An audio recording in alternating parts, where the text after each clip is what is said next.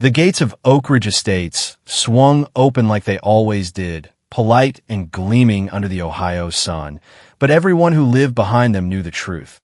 This wasn't a neighborhood. It was Karen Whitaker's kingdom. She ran the HOA the way some people run cults, smiling, waving, quoting community values, while slapping $500 fines on anyone who dared plant the wrong shade of petunias. I was Haley Bennett, 35, compliance specialist at a mid-sized firm in Cleveland, the kind of person who actually read every line of every contract. When I moved in 5 years ago, Karen greeted me with open arms and a basket of artisanal soaps. "We're so lucky to have a legal mind like yours," she cooed at the welcome barbecue, her voice syrupy enough to rot teeth. I believed her. I even volunteered to review the HOA bylaws for free. Big mistake. That first year felt almost normal. I paid my dues on time, trimmed my hedge to the exact 2.5 inches she demanded, and never once flew an American flag on a Tuesday because, God forbid, it might clash with the aesthetic. Karen called me her right-hand resident. She'd drop by with her little clipboard, compliment my mulch, then casually mention how the board was considering a new rule about mailbox flags. I laughed it off. I thought we were building something real. Then life decided to kick me in the ribs twice in 3 weeks. My mother, my rock, the woman who taught me how to spot a bully from a mile away, dropped dead from a stroke at 62. I was still in the black dress from the funeral when a layoff email hit my inbox. Temporary redundancy, they called it. Corporate speak for "we don't need you anymore." I sat on the couch I'd paid for, staring at the beige walls of my townhouse, when the first certified letter slid under my door. Violation 1. Lawn height exceeded by 1/8 of an inch. Fine, $250. Violation 2. Unauthorized bird feeder. Apparently the HOA had a no wildlife encouragement clause I'd somehow missed. Fine, $350. By the end of the month, the total was north of $2,000 and climbing. The neighborhood newsletter, Karen's personal propaganda rag, ran a full-page reminder titled, "Respecting Our Shared Standards." My name wasn't printed, but everyone knew. The group chat went silent. Invitations to block parties dried up. At the community pool, women who used to wave suddenly remembered urgent errands when I walked by. Karen never raised her voice. She didn't have to. She just smiled that tight, pearl-clutching smile and said things like, "Some residents simply don't understand that rules protect us all." I tried to fight it the legal way. I emailed the board citing state statutes on unreasonable fines. Karen replied within 30 minutes, CCING the entire neighborhood, politely informing me that personal attacks on volunteers would not be tolerated. The fines kept coming. My savings, already gutted by funeral costs and lost wages, bled out faster than I could plug the holes. I started eating cereal for dinner again. Wore the same hoodie for days. The only messages on my phone were automated late fee reminders from the HOA portal. 6 months in a nightmare, I ran into her at the annual 4th of July cookout, technically still open to all residents, though the vibe made it clear I was persona non grata. Karen was holding court by the grill, her sundress starched within an inch of its life. She spotted me hovering near the corn on the cob and glided over like a shark in pastels. "Haley, darling," she whispered close enough that only I could hear, "you look exhausted. You know what your problem is? You never understood that this community is an investment. You keep dragging everyone down with your little rebellions. Keep this up and you'll die alone here, really, truly alone. No block parties. No backyard barbecues. Just you and your violations." She patted my shoulder like a concerned aunt and floated back to her adoring circle. I drove home that night with the words burning in my ears. Die alone. In a neighborhood where everyone else had backyard barbecues and HOA-approved Christmas lights. Something inside me shifted from hurt to ice. I wasn't going to run. I was going to stay, watch, and learn exactly how Karen's machine worked. Rebuilding wasn't cinematic. It was showing up at 7:30 a.m. 4 job interviews in the same black blazer I'd worn to my mother's funeral. It was applying for 1 position a day, even when the rejections stacked like parking tickets. But 3 months later, the call came from Preston Wealth Management. Boutique firm, high net worth clients, fresh start. No one there knew me as the problem resident. My first week on the job, I was handed the file for Evelyn Price, 73, immaculate vintage Chanel, eyes that missed nothing. She owned 3 of the largest lots in Oak Ridge Estates and had been quietly battling the HOA for years. "They tell me you're new," she said, settling into the leather chair across from me. "Good. I'm tired of lawyers who think they know better than the woman who literally built this place." We spent 6 straight hours dissecting every fine, every bylaw, every loophole Karen had twisted. Evelyn ordered sandwiches at noon and kept working. By 5 o'clock, we'd found the crack. The HOA had been levying fines without proper 30-day notice, a technicality that could wipe out my entire debt and open the door to a class action against the board. When she stood to leave, she studied me the way a jeweler studies a stone. "You've been broken recently, haven't you?" I froze. She didn't wait for an answer. Dinner Friday. The Marble Room. 8 sharp. Or something that doesn't apologize. That dinner changed everything. Over scallops and wine that cost more than my monthly HOA dues, Evelyn told me her story. Widowed at 45, childless by choice, turned her late husband's modest fortune into an empire by seeing value where others saw problems.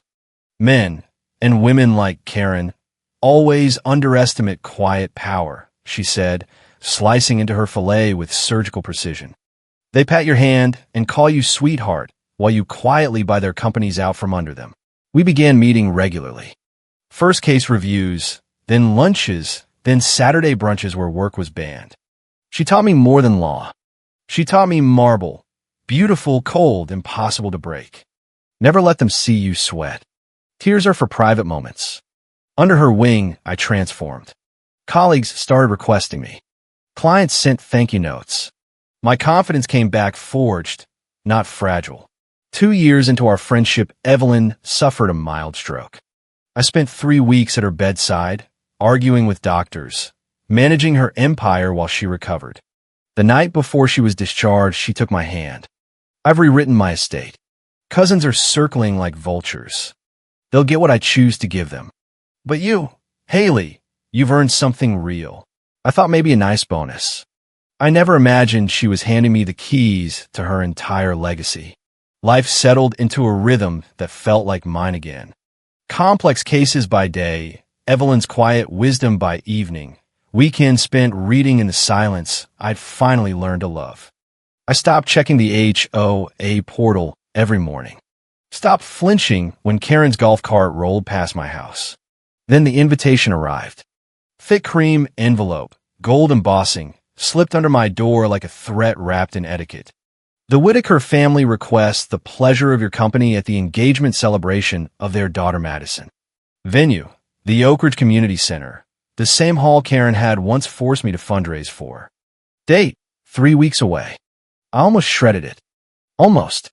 But something in my gut whispered that this was the last move in a game I hadn't realized we were still playing. For 2 weeks, I told myself I wasn't going. I RSVP'd no, buried the card under a stack of files, threw myself into Evelyn's latest hostile takeover defense. But Thursday night, a text lit up my phone from an unknown number. "Hi, Haley. This is Madison Whitaker. Mom said you two had some history, but I believe in new beginnings. I'd love for you to come celebrate with us. After all, you meant so much to the community once." The passive-aggressive sweetness dripped through the screen. Past tense. Like I was already a ghost. I stared at the message for 20 minutes. Then I walked into Evelyn's sunroom the next morning, coffee in hand, and said the words out loud. "I'm going." Evelyn raised one perfect eyebrow. To prove what? That I'm not the woman she buried. She smiled that sharp, dangerous smile I'd come to love. "We're the Black Armani. And remember, marble doesn't beg for approval. It simply exists." Saturday arrived warm and smug. The kind of March day in Ohio that pretends winter is over. I stood outside the community center watching valets park Autos and Range Rovers. The Black Armani fit like armor. Evelyn's diamond earrings caught the light just enough to say money without screaming it. I could still leave. No one had seen me. But then I remembered Karen's voice at the 4th of July cookout. You'll die alone here. Maybe I would. But I was walking in on my own terms. I gave my name to the hostess and stepped inside. Crystal chandeliers, modern art, air thick with privilege and expensive perfume. 50 residents I used to call neighbors turned in slow motion. Karen spotted me instantly. She was holding court near the bar in a champagne-colored sheath dress, Madison's engagement ring flashing like a warning beacon on her daughter's finger. For one heartbeat, I saw surprise flicker across Karen's face. Then the smile returned, predatory, perfect.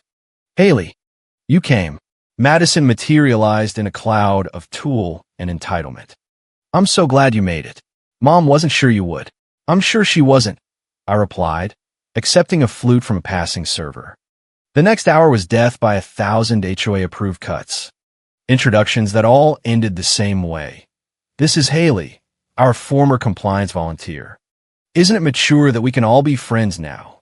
I met Madison's pediatric surgeon sister who offered pitying smiles, Karen's new board members who kept mentioning disrupting outdated thinking, and parents who suddenly remembered urgent golf tee times.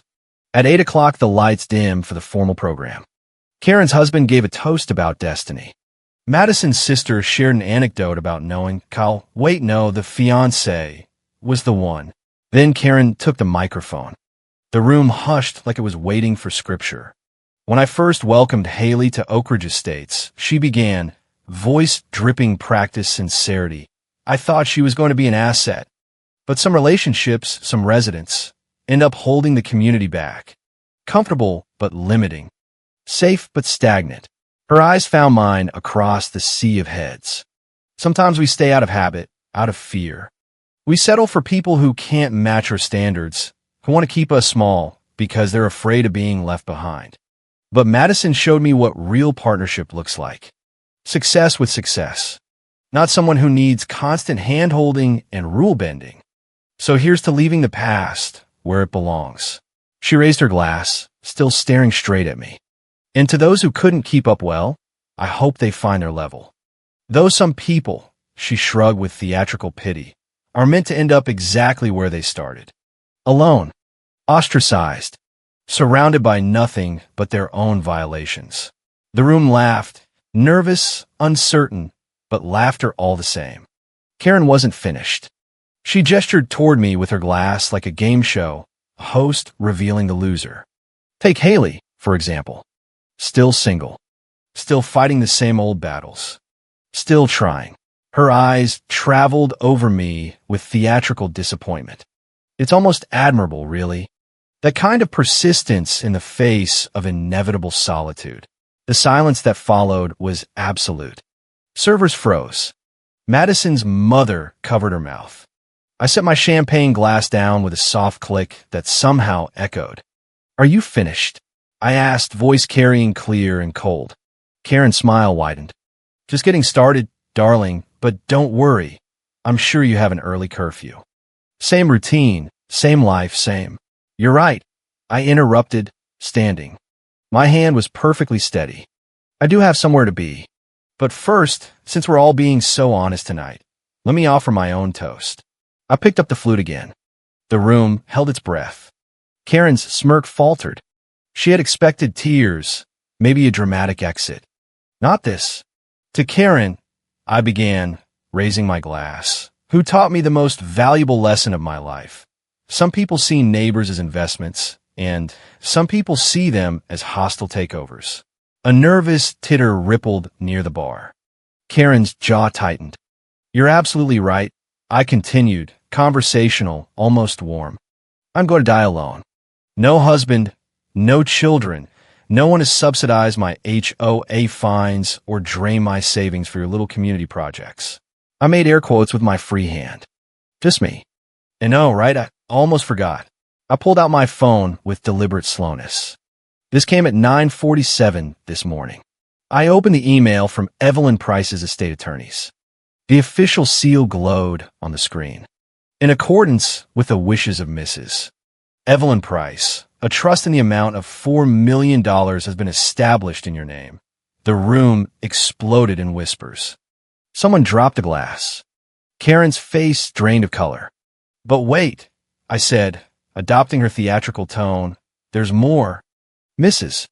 Price has chosen to execute an immediate partial distribution of $1 million, transferred by close of business Monday. I locked the phone, slipped it back into my clutch. So yes, Karen, you're right.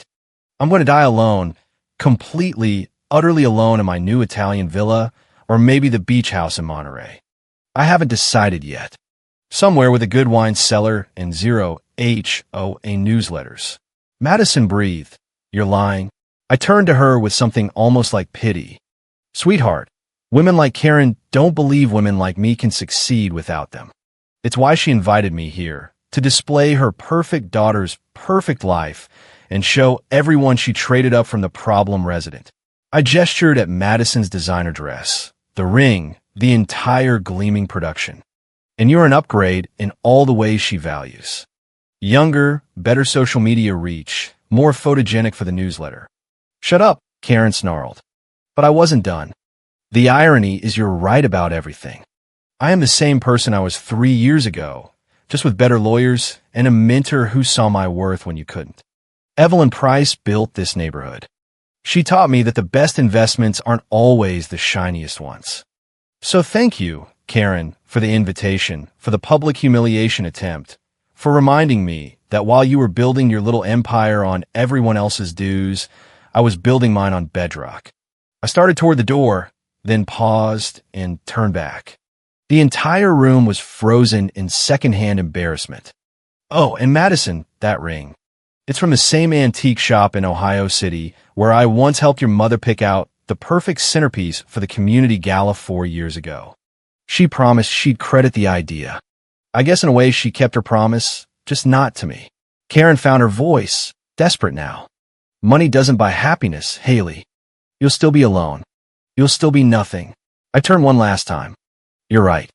Money doesn't buy happiness, but it does buy freedom. And freedom means never having to pretend someone like you is the best I could do. The door closed behind me with a soft, final click. I made it to the valet, stand before my hands started shaking. Not with rage, but with the pure adrenaline of victory. 3 years ago, Karen had prophesied my future, alone and worthless. She'd been half right. I would be alone, but I had never been worth more. The valet had just pulled up with my car when the community center doors slammed open. Footsteps, rapid, furious, crunched across the stone walkway. I didn't need to turn. I already knew the click of those sensible pumps. $4 million? Karen's voice cracked with pure rage. That's your big victory? You think that makes you better than me? I handed the valet a 20, took my keys, and finally faced her. She looked smaller under the parking lot lights, face flushed, fists clenched around her clutch like it might save her.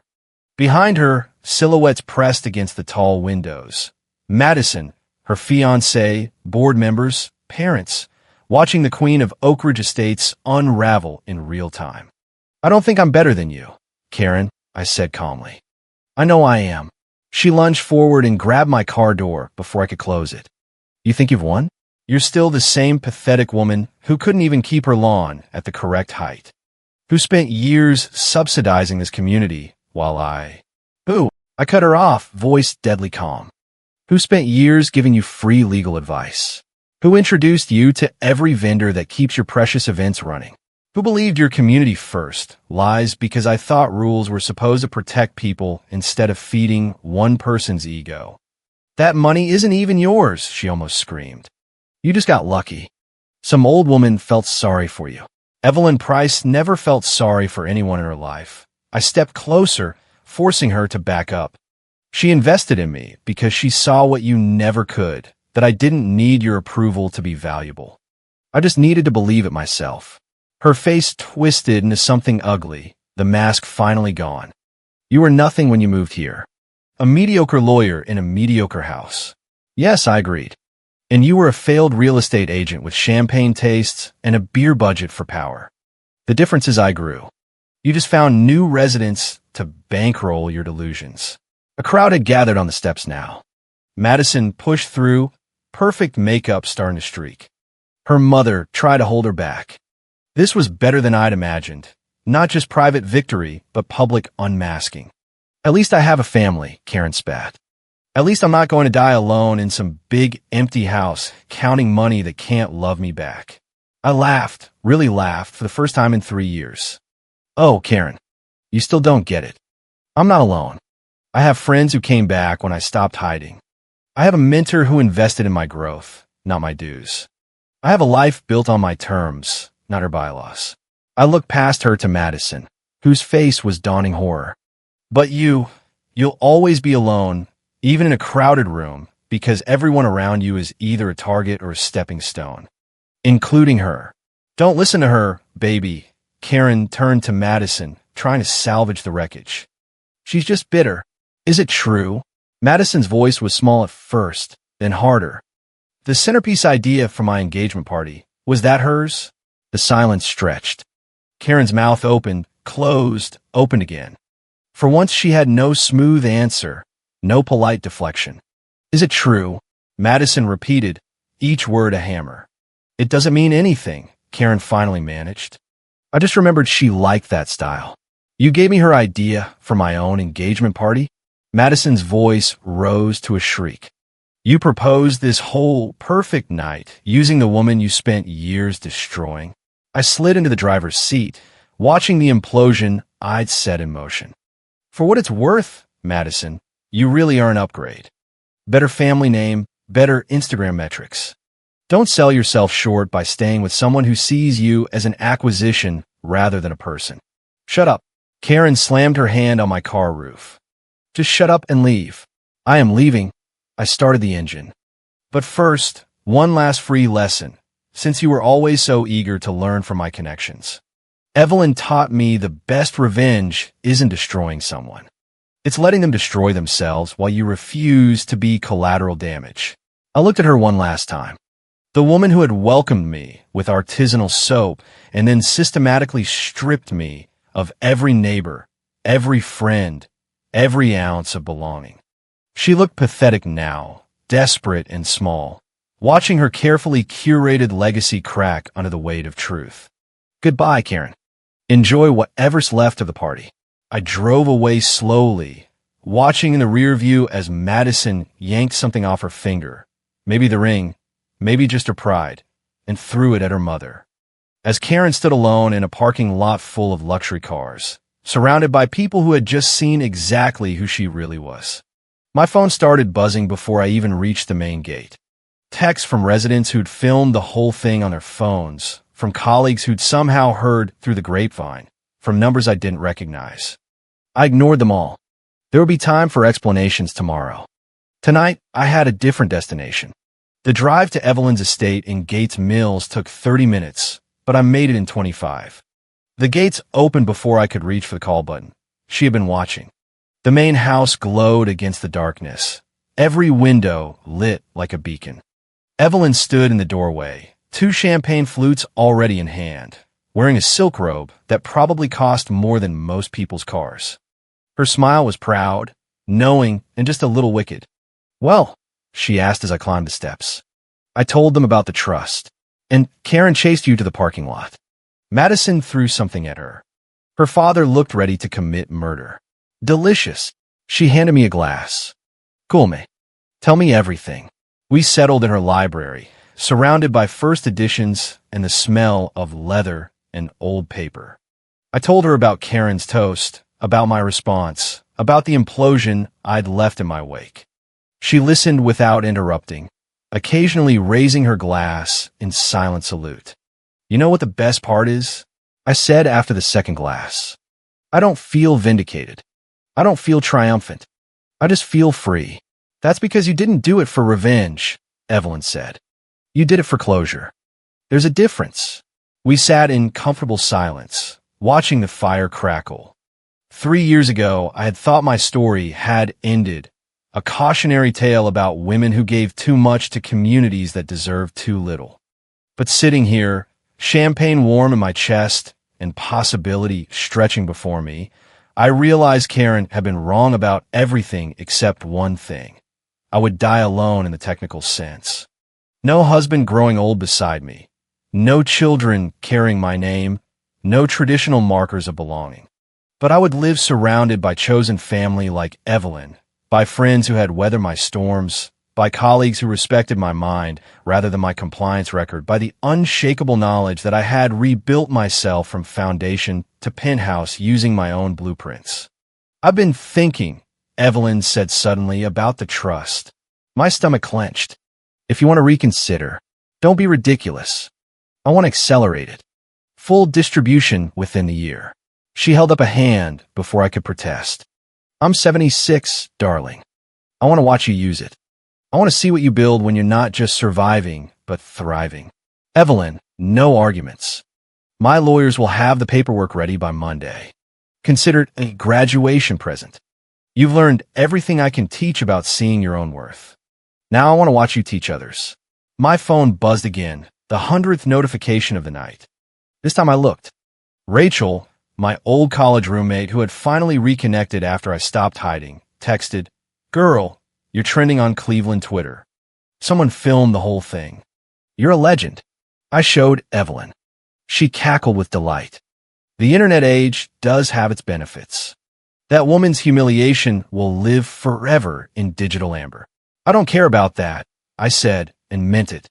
Let her deal with the consequences of her own cruelty. I've got better things to focus on, such as, I thought about it, really thought about it.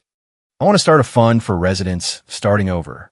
People who've been told they're nothing without the HOA's approval. Not charity, investments. The way you invested in me. Evelyn's smile softened into something maternal. Now, that's a legacy worth building. We talked until 3 a.m., planning and dreaming, occasionally toasting Karen's unintentional gift, pushing me so far into darkness that I had no choice but to become my own light. When I finally left, dawn was breaking over Lake Erie. I drove home through empty streets, phone still buzzing with the aftermath. Today, technically, there would be fallout to navigate, stories to correct or confirm, probably a few gloating phone calls to make. But right now, I just wanted to sit with this feeling, absolute certainty that I had closed a chapter, not with anger or bitterness, but with the kind of grace that comes from genuine indifference. Karen had been right about one thing. We do end up exactly where we're meant to be. She would cycle through new board members, new targets, always hungry, never satisfied, building her empire on shifting fines and fear. And me? I would end up exactly where I was now, driving toward a sunrise I had earned. With $4 million and something worth infinitely more. The knowledge that being alone by choice is the furthest thing from lonely. No epilogue needed. No neat bow. Just a woman in a car, driving toward a future she had funded herself. Finally understanding that the best revenge isn't living well. It's living free. The next morning my inbox was a war zone. Local news had picked up the video. Someone had filmed the entire toast and my response on their phone. The headline on Cleveland.com read, HOA President's public meltdown goes viral. Resident drops $4 million bombshell. Comments range from, finally someone stood up to that tyrant, to this is why I left my HOA Karen's carefully curated Facebook page was flooded with one-star reviews from people I didn't even know. The neighborhood group chat, usually a parade of passive-aggressive memes about trash day, had gone nuclear. I sat at my kitchen table, still the same one I'd paid for, drinking coffee that didn't taste like despair anymore, and watched the implosion from a safe distance. Madison had posted a single cryptic story, a broken champagne flute on the floor with the caption, "Sometimes the real violation is the company you keep." Karen's husband had taken down their joint anniversary photo. The board had already scheduled an emergency meeting for next week. I didn't gloat. I didn't need to. The satisfaction came from knowing I had done exactly what Evelyn taught me. Let them destroy themselves. By noon, the first call started. Old neighbors who had suddenly remembered my name. Vendors who wanted to reconnect. Even the local news asked for an interview. I declined them all. Some stories are better told in whispers than headlines. Instead, I drove to Evelyn's. She was waiting on the terrace with fresh croissants and the newspaper already open to the story. Page 3, she said, tapping the article. Not bad for a woman who was supposedly going to die alone. We spent the afternoon drafting the paperwork for the new fund. Women's Worth Investments. We called it Seed Money for Residents Fighting Unfair HOA Liens for single mothers buried under fines for anyone who had been told their worth was measured in grass height. Evelyn signed the first check with a flourish. Use it wisely, she said, and use it loudly. That evening, I walked the quiet streets of Oak Ridge Estates, not as the problem resident, but as the woman who had just reminded everyone that rules without justice are just tyranny in pastel. A few porch lights flicked on as I passed. Someone waved. Someone else quickly closed their blinds. Change takes time. I stopped in front of Karen's house, the biggest one on the cul-de-sac, of course. Her golf cart was parked crooked in the driveway. The perfect hydrangeas looked a little wilted. I didn't knock. I didn't need to. The message had already been delivered. Back home, I opened the HOA portal one last time. My account balance showed 0 outstanding fines. Someone, probably a terrified board member, had wiped them overnight. I closed the tab without comment. Freedom tastes better when you don't have to announce it. 2 weeks later, the emergency board meeting happened without me. Karen stepped down for personal reasons. The newsletter ran a single paragraph about grateful service and then moved on to the new president, an actual accountant who promised to review every bylaw with fresh eyes. Madison's engagement was quietly postponed. The ring, I heard through the grapevine, had been returned to the antique shop in Ohio City. Full circle. I never moved out of Oak Ridge Estates. I stayed, paid my now reasonable dues, and planted whatever flowers I damn well pleased. The bird feeder still swings from my porch. No one has dared send a violation notice. Evelyn and I launched the fund with a small gathering at her estate. 20 women showed up, some I recognized from the old group chat, some I'd never met. We raised glasses to the ones who came before us and the ones still fighting. Evelyn gave the shortest, sharpest toast of the night, to marble. Cold, beautiful, and impossible to break. Later, when everyone had gone home and the fire was low, she turned to me. You know what I'm proudest of? I waited. Not the money. Not the headlines. The fact that you did it without becoming her. You stayed human. That's the real victory. I thought about Karen's face in the parking lot, about the way her voice had cracked when she realized the kingdom was built on sand. I thought about the woman I used to be, the one who ate cereal for dinner and believed every rule was sacred. I used to think belonging meant following every line I told her. Now I know belonging means drawing your own. Evelyn raised her glass one last time. To drawing your own. And to the Karens who force us to pick up the pen.